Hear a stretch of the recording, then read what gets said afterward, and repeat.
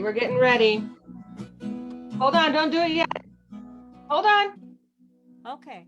Hold on. Wait till I say it's go time. Oh, okay. Sorry. Sorry, I No. thought you were just talking about that while I Oh, was okay. getting it ready. Go ahead. Okay. Well, welcome everybody to our session on Washington Strong Act. This is very exciting. This is a piece of legislation that is just, oh, it is so time for this legislation. So we are celebrating the Washington Strong Act. We've got Senator Liz Lovelett here from the 40th LD. And I think we're going to be having Representative Deborah Lakanoff coming on from the 40th LD as well. My champions, my representatives. I can say I feel represented in my legislative district. Ah, woo, woo. So, in celebration of their championing the Washington Strong Act, the Green Bonds Act, we are going to sing a song called Blue and Green, which was written in 2004 for the celebration of the Blue Green Coalition in Spokane, Washington, an alliance of environmental and labor organizations.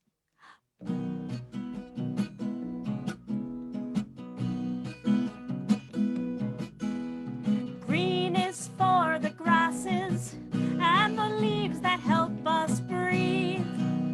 Green is for the living earth that gives us all we need. Blue is for the oceans connecting every shore. Blue is for the workers from Spokane to East Timor. We are a coalition, a union of blue and green, with a deep sustaining vision of work and play and earth in harmony. Blue and green, blue and green, sky and land, work and man, a union of blue and green.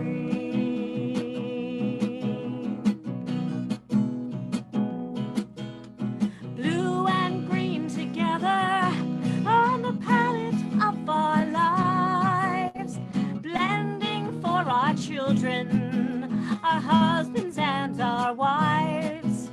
A world where home and workplace are healthy, safe and clean. A world of peace and plenty. A world of blue and green. Blue and green, here we go. Blue and green. Blue and green. Sky and land.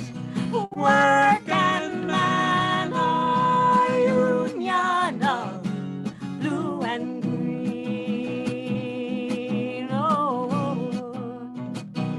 Now some corporations like to say that blue cannot meet green, but that is not acceptable or true from what we've seen. We have to make it happen, and together there's a way, with minds and hearts in motion, making history today.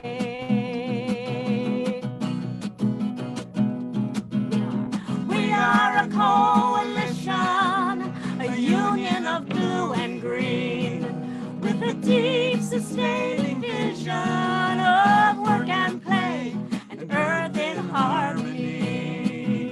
Blue and green, blue and green, blue and green, sky and land, work and man, a union of blue and green.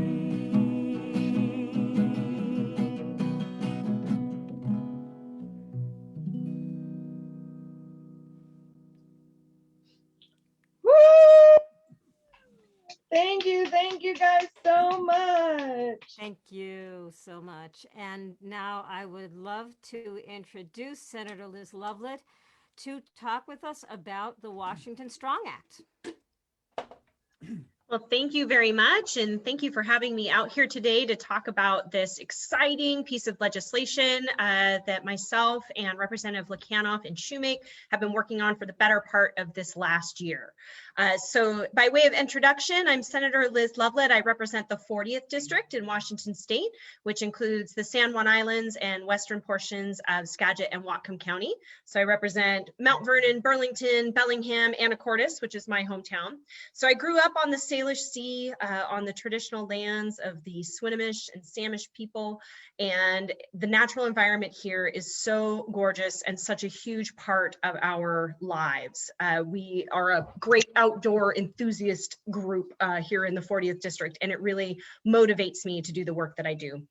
So after last session, when we first entered into the first meetings about how we were going to recover from the COVID pandemic, I decided that the work that I wanted to do this year was around finally achieving a meaningful price on carbon that would allow us to make the transition we need, not only for a just economy and for our workforce, but most importantly for our planet, so that we're making the kinds of infrastructure investments that we need to ensure that our transit agencies, that all of our roadways, our culverts, all the ways that we get from here to there are augmented with the idea that we can build back better.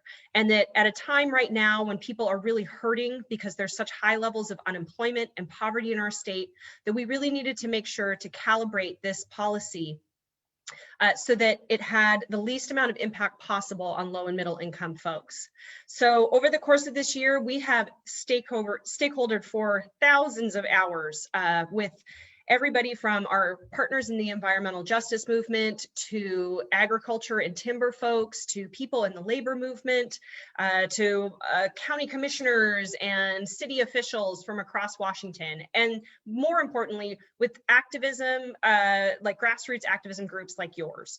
People who want to see progressive change in our communities and who really want to make bold steps towards fixing our issues with our climate. So along the way, we ended up meeting with some really talented economists that helped us come up with this proposal for the green revenue bonds. And the idea was that we had multiple things that we needed to deal with at the same time.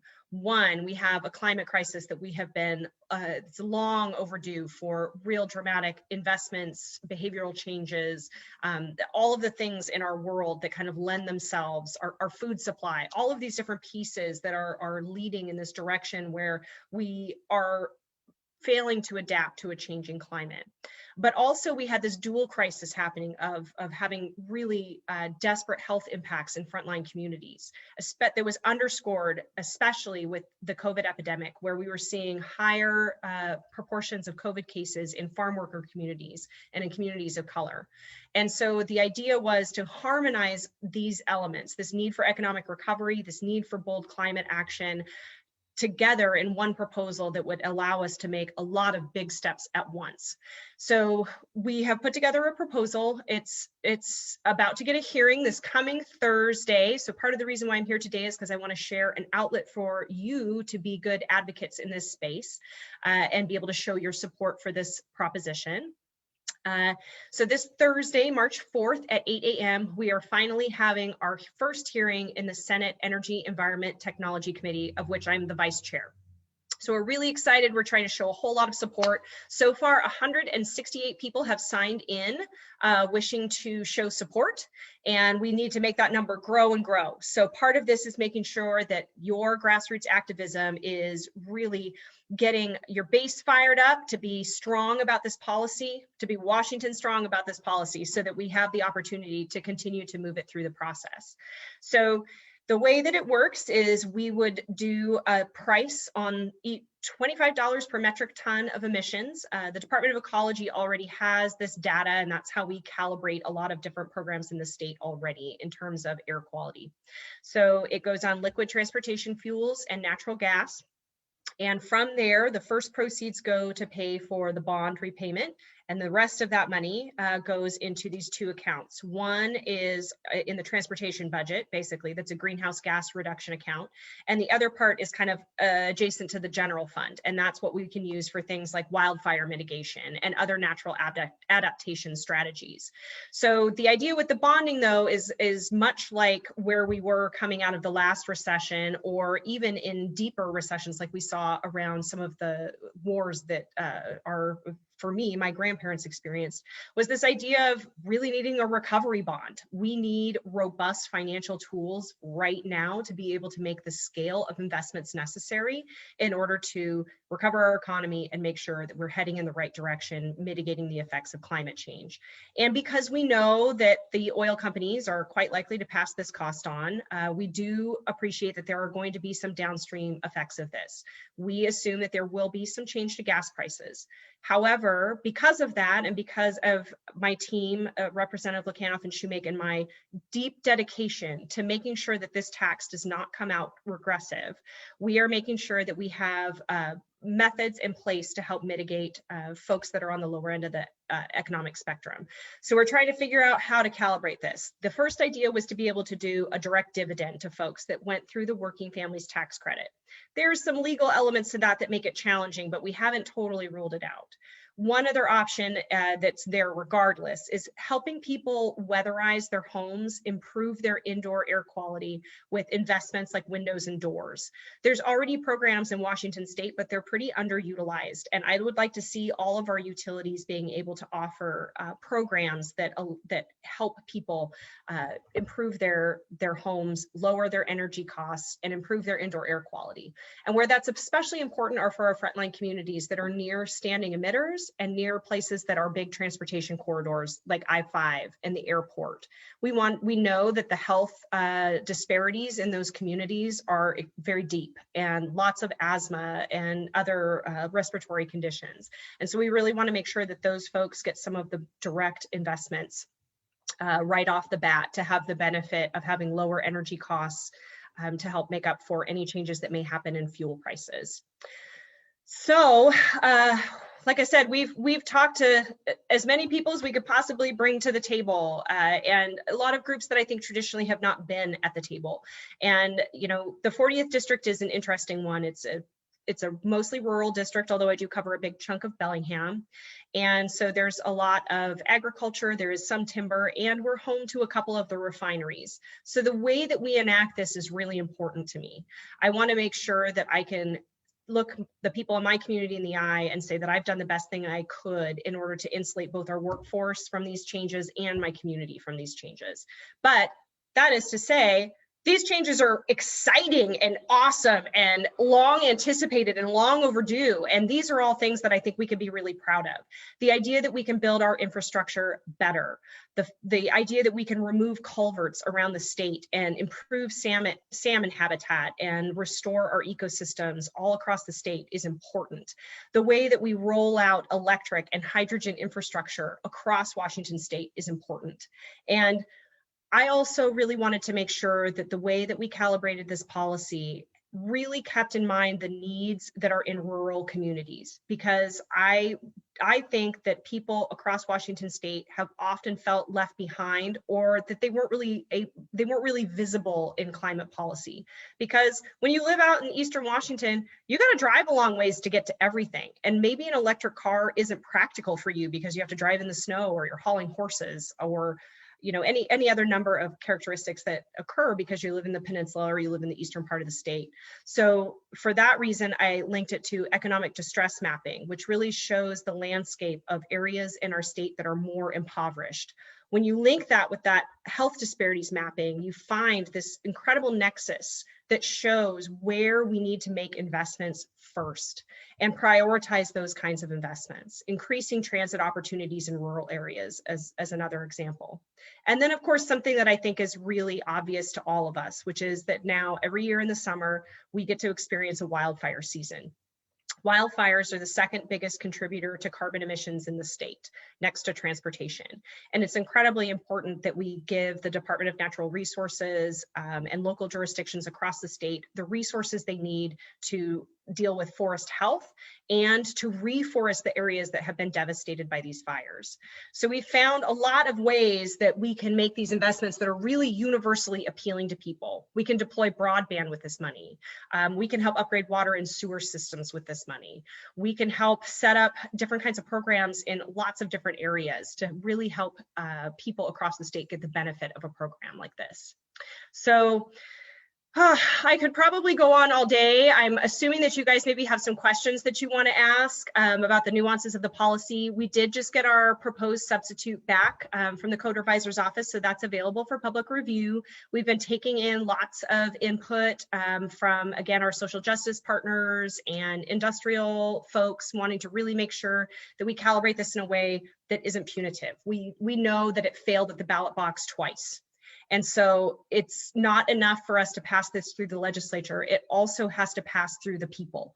And because of that, and I mean, the right thing to do is often the strategic thing to do. And what we want to make sure is that people across Washington state can see the benefits of these investments, see the positive things that it's doing in their community, sees the way we're able to transform elements in our workforce into different kinds of economic development that bring the types of technologies to Washington state that we want to be a world leader on. And it recognizes the importance of waste management and other things that are kind of the unsexy, not fun parts of dealing with climate change that are vitally important to making sure that we have a just transition. So with that, I'll, I guess, open it up and see if anybody has any questions. Yeah, it looks like Lael has one. I'm going to go ahead and Lael, I'm going to allow you to talk. Thank you, Wanda. Senator Lovelett, I'm so glad you're here. And I'm absolutely fully supportive of this bill, and I will do everything I can to support it. I wanted to, it's a long conversation that a much longer conversation that I'd like to have with you, however, though, about, and I'm really happy for that whole environment justice component, and that's you're emphasizing that in this bill. But I'm concerned about the revenue that's going to go into the transportation budget. My husband is a rail science consultant, and 35 years, 50 years of working in railroad science, design and operations of railroads, and the rail is such a low priority for our transportation committees, and such a low priority for our Department of Transportation, and yet it's one of the very best climate solutions that we have. And people have so much misunderstanding about rail.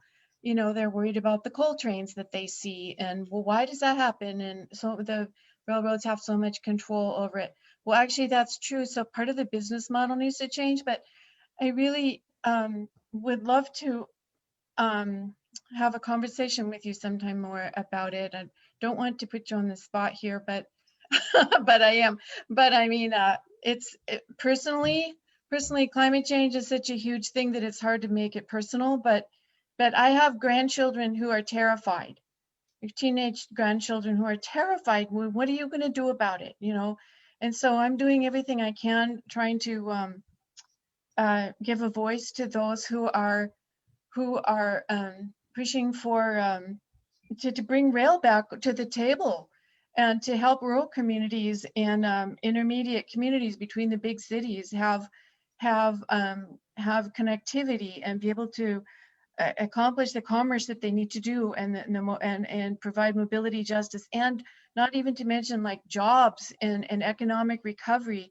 And this can be so much of a tangible mobilization that we can do to build out our rail system, for all those reasons, but predominantly because it's such an efficient mode of transportation, 2/3 emissions reduction, even when you're still burning diesel. And of course, we can electrify it and create zero emission vehicles. And it just needs to happen all over. Talk about build back better. This really needs to happen all over the nation. But I think we could start here in Washington with a program that we could give a demonstration model. A lot of states are working on this, but I really think we have the opportunity now. And I'll be quiet now, but see if you have any thoughts on that subject. And I really hope I could connect with you at some point in the future to have a longer conversation. Thank you so much. Yeah, absolutely. And I will say, I mean, rail is one of those things that could, I kind of gave this like pie chart of ideas of the types of investments that I would like to see in this. I have not gotten to that level of specificity, in part because I want to make sure that as this bill moves along, our budget writers have the opportunity to have some input on what those funding categories are. But I have a big one for rail because I agree. I've been all over the world. I lived on the East Coast. Their rail system is amazing. You never need to get into a car. And now I've heard that there's even some technology coming out to electrify the propulsion element of trains. And because of the weight of the batteries, it helps them, like they create electricity as they're going on the slow grades, and then they can use it to go up the next grade. So there's incredible technological advances coming out in all kinds of places. One of the other bigger transportation elements that I think we have the ability to really move the dial on is electrifying our ferries and hybridizing our ferries. So we have 4 county ferries that I think we can fully electrify, and we have an entire fleet for Washington State ferries that can be hybridized.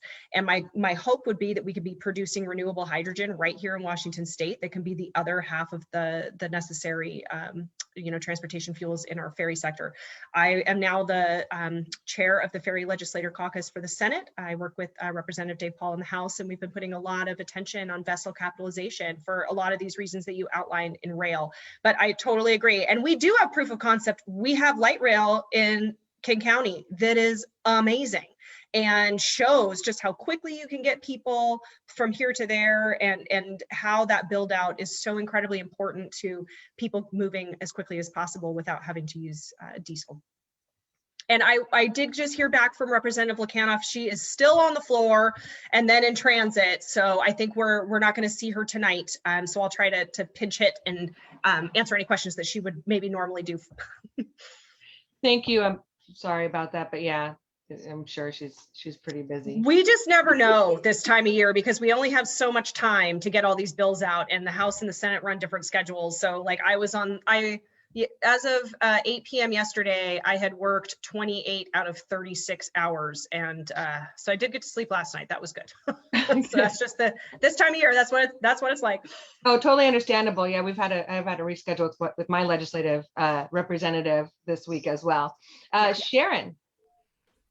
Thank you. I want to thank you again, Senator Lovelett, and also, Representatives Shoemake and Lukianoff for just championing this bill. It's just huge. I've been pushing for programs like this for literally 20 years or a little more than that. So, and it's just, this is really a huge potential model for the whole country. So it's that's exciting. What we like about it is that we've done these kinds of green bonds for smaller infrastructure projects. I mean, not insignificant, very large infrastructure projects, but never applied in a statewide manner that allows us to bring in that level of revenue. We think that we can bring in $5 billion on year 3. And then but it has to go through the process, right? It has to get through the legislature, through both chambers, and past the governor's desk. It has to go through the courts, and very likely it has to go through referendum. So this is not a policy that we just get to pat ourselves on the back once it makes it through our chamber. It's got a long ways to go. So yeah, but then first in the nation, tried in the court. We could set the template for other states around the country to be able to do this. And I will tell you, since I've been spending a lot of time with folks from around the state, the words climate change make some people break out in hives. There's just no doubt about it. It is not the way that they want to have things framed. But if you talk about energy independence, if you talk about local economic development, if you talk about the need on the local level to build out infrastructure, that is something they understand across the state. And most of our renewable energy is being produced in Eastern Washington, right? I mean, it's coming off the dams, it's coming off the wind farms, it's coming out of their solar farms out there. They are producing most of the alternative energy. So when you talk about it like that, it gets them excited. And especially that energy independence piece, which I think should be a universal piece of the way that we talk about climate change moving forward. Because guess what? The planet's going to be fine. It's just whether or not we are able to adapt to it. Yeah, I'm curious what your experience has been working with labor unions in this process. Well, so I have worked with, I've had, trying to think of if I started to list them all off. So I've talked to the building trades, I've talked to the electricians, I've talked to folks at the Blue Green Alliance, talked to State Labor Council, to the SEIU, to the UFCW, with the state employees union. So we've really been trying to get out and just make sure that they're invited to the conversation, because it is so important that their needs are met. And so we worked with a national labor strategist to help comb over the labor language that's in the bill to make sure that it has the right language in there that supports workers, and we make sure that we're protecting them and insulating them from any changes. And the reality is we're going to need liquid transportation fuels for the foreseeable future, right? We have to figure out what places we can electrify, what places we still might need transportation fuels, and we need to figure out what the next generation of that is. I'm very hopeful for where hydrogen is going at this point, if we can do that renewably. So there's lots of ideas out there for how we can continue to move the big things. We're getting towards a place where we have hydrogen trucks, but we're not quite there yet. And same thing with like big ships and airplanes. Like we can do a portion of biodiesel, but even that has a high carbon footprint when you're having to ship a feedstock, halfway across the globe in order to crack it down and make fuel out of it. So I think it's just getting smart about realizing that we need a portfolio of energy in order to get us there, and to really be cognizant of the mistakes of the past. We have not done a very good job of waste management.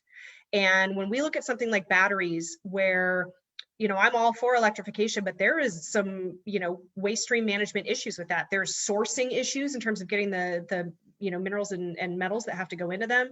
And then there's issues on the back end when it's time to get them to the end of their logical life.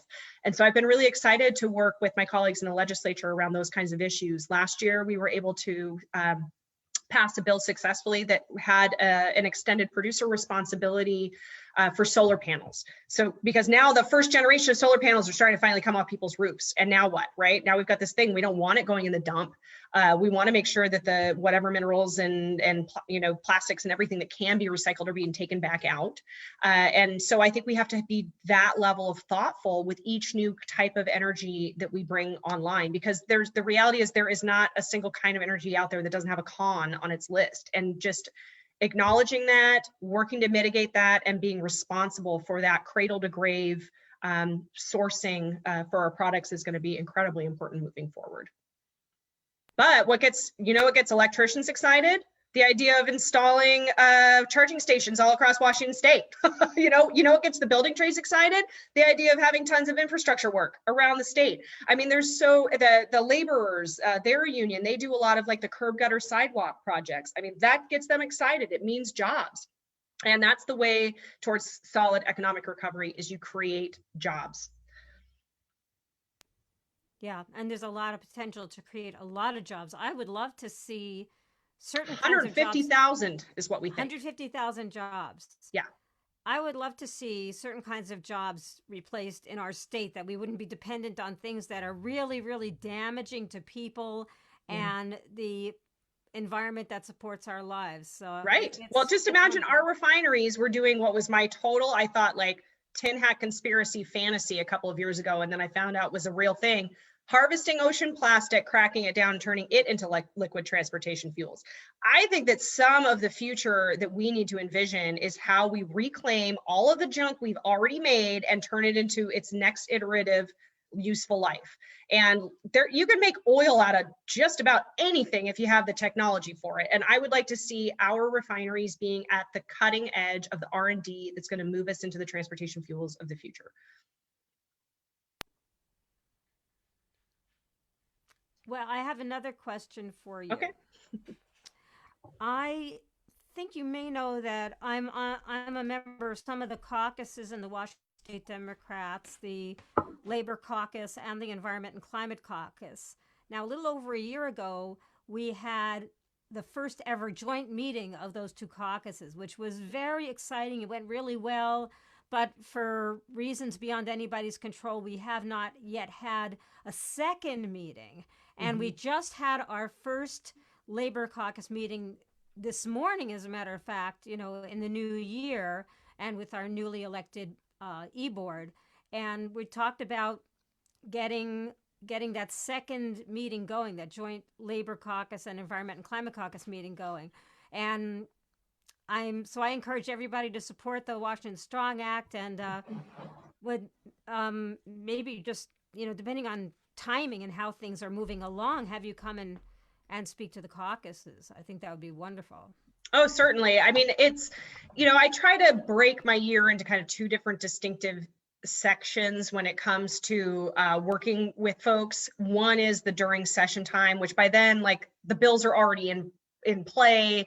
It's been interesting because, this last couple of weeks, there's been a lot of lobby days, virtual lobby days, and folks are like, well, what about making a bill about this? And it's like, oh yeah, nope. If we weren't working on it 6 months ago, it's probably not happening right now. So there's the session time where we're just like full tilt for those months, trying to get the policies done that we've been working on. And then there's interim. And interim is this incredible opportunity where we can really start front loading what we want to see in terms of policy for the next year. We can have more time to have greater depth in our conversations. And that's the time where, that's why I spent my whole last interim working on carbon pricing. I knew it was such a huge proposal that I couldn't come to it in November and expect anything to be ready to go.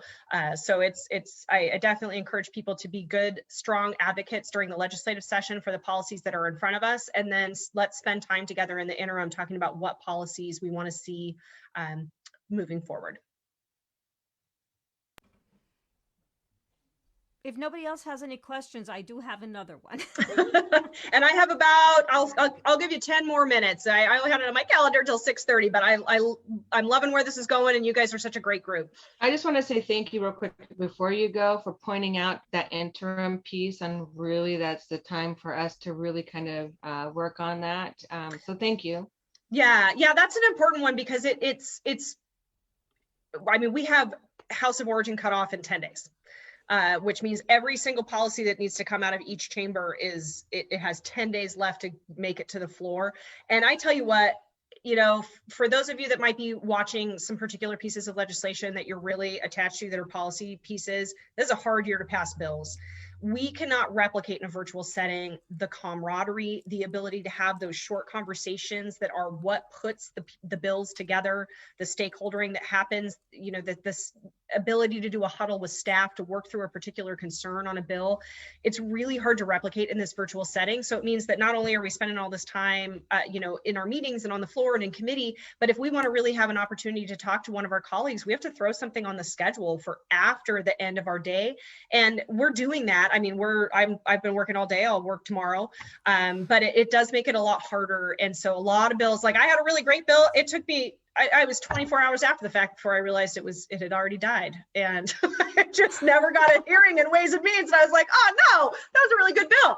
I was trying to put an excise tax on short-term rentals in order to create local option affordable housing money. And yeah, just all of a sudden I was like, well, I guess that bill is dead. So it's just it's a harder session to try to move legislation. So be patient with us legislators, because it's been a tough row to hoe this year.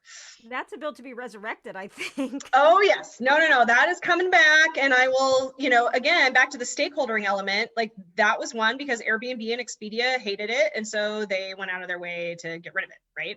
That's the way this stuff works. So, we have to be vigilant, and it's the nature of the game. You have to offer the right concessions in order to have a bill continue to move. Because while I might be part of the progressive cohort in the Senate, and there's an even bigger one in the House, there's a lot of kinds of Democrats. And, I think progressives often take it for granted, but there's a lot of moderates in my caucus. And, you just because it's the maybe right policy and timely, it doesn't mean it necessarily has a path. So we have to just work doubly hard and really show those folks that, there is a strong grassroots support for these kinds of policies, especially with something like Washington Strong, where it is going to impact every household in Washington state. Yeah. The one question I had left to ask you is that I found out, I guess a little over a week ago, I really wasn't tracking this, that there's another bill, and it's called the Climate Commitment Act, and it's being promoted. It's a cap, and they call it cap and invest. I really think it's cap and trade still. That's being promoted by the business community, and a woman that I know who's involved in a business alliance asked me if I was supporting that, and I said, well, I'm behind Washington Strong Act. And she said, well, the problem with Washington Strong Act is that it needs a two-thirds majority to pass. And I found out from Deborah Lekanoff that that's actually not the case. Well, so I'll give you some nuance to that. So we believe, due to our legal analysis, that we can do a simple majority for these bonds because they are special obligation bonds that would live outside of the general fund. Now that has its own set of constraints that goes with it. It means that we cannot pay for anything that we're currently paying for. So that makes it challenging if I wanted to hybridize my ferries. Can I do that under this scenario? This is where that legal test case is going to come into play. Now, if we decided to run them as general obligation bonds, then they wouldn't be subject to the same constraints. It does require that 3/5 majority. My goal would be to have the 3/5 majority regardless. And what is interesting is that it actually appeals to a lot of conservatives because they like the accountability that comes with that. And I just think it's the right way to go. So both Deborah and I have spent a considerable amount of time talking to our Republican colleagues because a tax is more straightforward, it's predictable, business knows what to expect. And those are all good things. Now, what I will tell you is there's a good possibility that I will have some of the refineries signing in pro on Washington Strong on Thursday.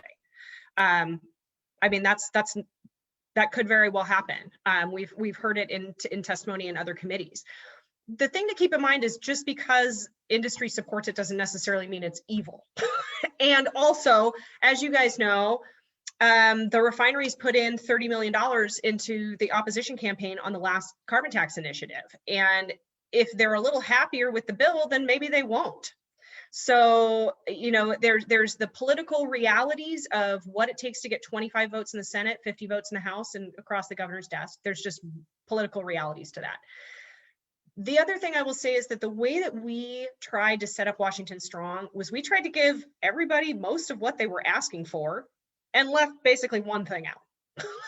Whatever their big, you know, contentious thing that like set off the other group, we kind of pulled that back a little bit, but we tried to give people what they needed. And the reality is most of those energy intensive and trade exposed businesses, a lot of them are already doing, they're top in class for having the lowest carbon footprint possible for their particular industry, like aluminum smelting, for example. And the reality is we don't want those jobs to go overseas where there is no environmental regulation whatsoever. And we're still going to have the commensurate pollution that is coming from those factories with none of the regulatory oversight. So we don't want those businesses to close. We want them to be under the umbrella of the Washington State Regulatory Authority.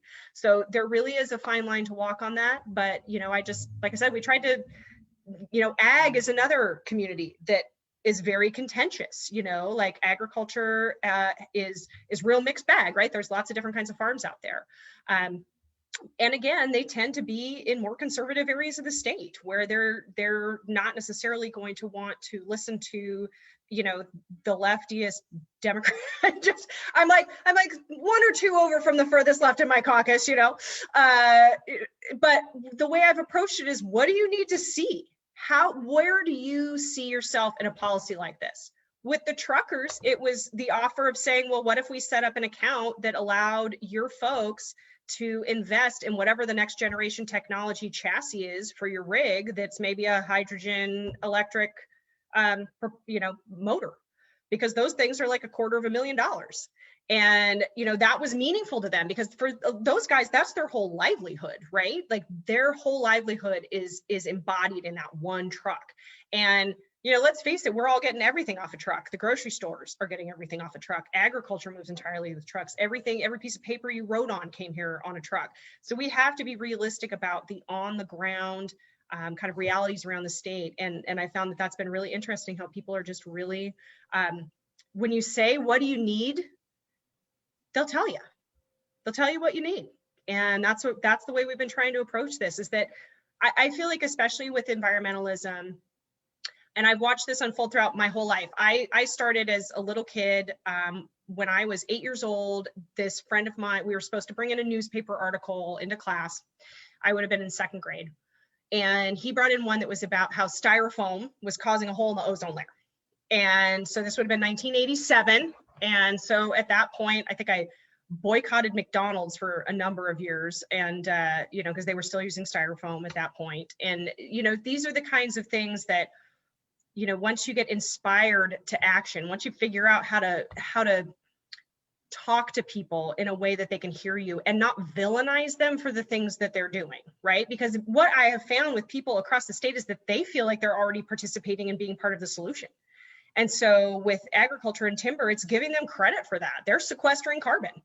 How do we make sure that they are getting credit for what they're doing right, and then help them invest in the technology to improve the ways that they need to into the future, whether it's irrigation, whether it's the way that they use, you know, their equipment, but really giving them meaningful strategies for replacing and upgrading and complying, because that's the thing, is that we do a lot of things that we don't give people the resources to be able to mitigate it. And I will say central to everything that we have talked about in this policy is the absolute reality that until we get the lowest income people in this state enfranchised into being able to be part of the solution for climate change, it is going to continue to be an elitist movement. I cannot afford to put solar panels on my house. I cannot afford to get an electric car. And that is the reality for many people. And when we talk about downstream costs on a tank of gas, like, I know people for whom $20 a month is the difference between being able to keep their cell phone turned on and not. And I don't want to put people who are already on the brink push that much further under the auspices of raising new revenue. So we really have to make sure that we are taking care of the human element in a really meaningful way in order to make this policy have the intended consequences that we want and avoid the unintended consequences that we know are out there. Back to the Climate Commitment Act. Yes, that is cap and trade, or cap and invest, and it's being sponsored by the governor's office, which is why we're having such a hard time right now. So I'll reiterate, Thursday morning, 8 a.m. For those of you that would like to testify, you'll have about a minute. We are trying to really focus on getting, we're gonna have folks from the House come and testify. We're gonna have experts in a number of different areas testify. What we need more than anything is for all of you to sign in pro not wishing to testify, and send that out to everybody you know in Washington State. Imagine what it says to my caucus if we come back with 1,000 people signed in pro not wishing to testify. And especially if you know people around the state that are interested in this. I really am hoping we get a good geographic sampling, and it really only takes a minute. It's super easy. If you are passionate and you really want to testify, do it. Sign up. Just know you're probably only going to have 60 seconds. So make sure you got it written down and you're ready to go, because we will be having to cut people off, because that's just the nature of the hearing. Thank you. I have signed in already. It was sent to me. And we will be sending it out with all of these links and everything too at the end, so everybody gets it as well who wasn't able to make it today. Awesome. Senator Lovelett, I know that you're busy, and I thank you so much for your time and educating us, because I knew I was behind it when I saw it, but I didn't know enough to really talk about it. So getting this information, hearing from you, was very beneficial. So thank you again for being here today. Absolutely. And thanks for having me out, and keep in touch. And for those of you who've had the great pleasure of talking to Jordan or Kevin or now Michelle in my office, they're all amazing, and they're there to help you out and answer your questions and take in information and all that good stuff. Since I'm going to be chained to my computer, making sure that I don't miss a vote, because now instead of having somebody run around saying roll call, I have to be glued to my monitor all day long, because I never know when floor debate is going to close and all of a sudden it's time to push the button. If you've walked away for a hot minute, all of a sudden you've missed a vote. So we have to be 100% on it 100% of the time. And we've passed some great legislation out this year so far already. We have done a couple of huge bills around police accountability and reform that we should all be proud of. Thank you. And my first bill, which I know Sharon will appreciate, I was able to initiate a tax credit for the construction of community-based farm worker housing. So that just left the Senate floor yesterday. Woo! Thank you for all your work. So much. Yeah, I'm gonna make dinner with the kids now. So you guys enjoy the rest of your time, and I'm sure we'll be in touch, and get that link out far and wide. Make sure people know to sign in. Thank you. Will do. Back.